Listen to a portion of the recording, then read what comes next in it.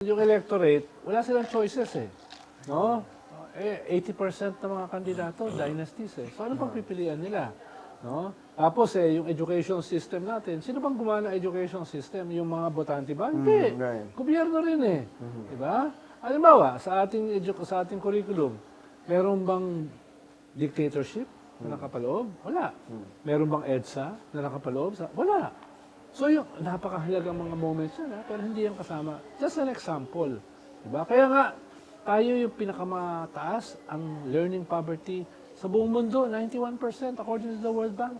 Now. Diba? Now. No? So, ibig sabihin, hindi mo rin masisisi yung botante. It's education system, yung system of poverty. Kung ikaw, hindi mo alam yung kakainin ng anak mo bukas. Bibigyan ka ng 5,000. Ayuda. Para kumuha. Yun na nga. Isipin mo ba yung kung sino yung magbibigay? Oo, na kung sasabihin mo yung, sige, Diba? you're looking at the future na. Hindi, no? So now, everybody thinks in the present. Kung ano yung... Nagugutom yung anak mo eh. Oo. Tapos yung isa mong anak, may lagnat. Wala kang pambili ng gamot or pagpapa-hospital. Bibigyan ka ng pambili ng boto. Kung ikaw yung magulang, anong pipili mo? Kwarta o kahon? Kahon. Oo, di ba?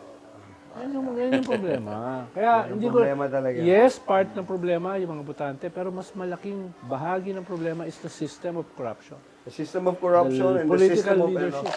Diba? political leadership.